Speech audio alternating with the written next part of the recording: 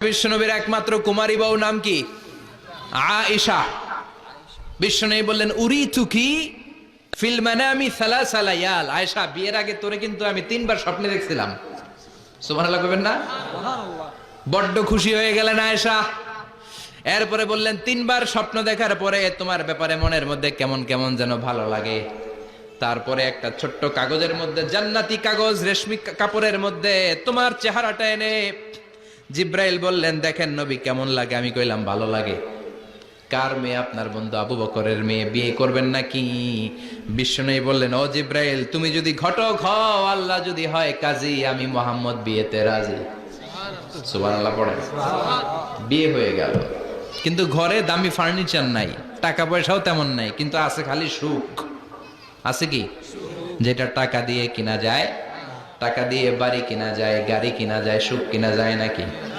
টাকা দিয়ে বিছানা কিনা যায়, বালিশ কিনা যায়, ঘুম কিনা যায় নাকি? কথা বলেন। এজন্য সুখ দেয়ার মালিক কে? দোকানে সুখ পাওয়া যায়, নাকাইশ বাজারে তো সুখ বেছে না, বেচলে নিয়ে যাইতাম আজকে গাড়িতে করে। সুখ বেছে? কথা কন। সুখ পাওয়া যায়। সুখ দেয়ার মালিক একজন, তিনি কে? মা আয়েশা একমাত্র কুমারী বউ। আদর করে তিনি ডাকতেন হুমায়রা, আবার মাঝে মাঝে ডাকতেন ইয়া আইশু। আয়েশা না, আয়েশু, সংক্ষেপ। এত ভালোবাসতেন মা আয়েশাকে।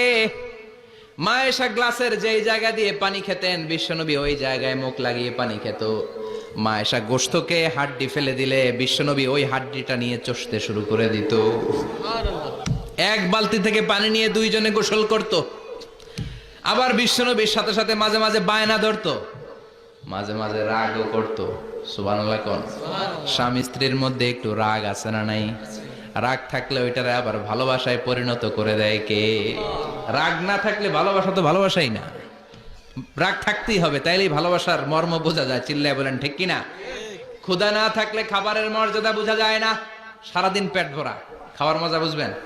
ক্ষুধা, প্রচন্ড ক্ষুধা, তৃষ্ণার্ত, লেবুর শরবত পাইলে অমৃতের মতো লাগবে।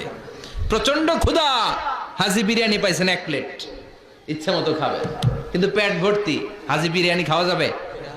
এজন্য রাগ না থাকলে ভালোবাসা যে কত দামি, ভালোবাসা যে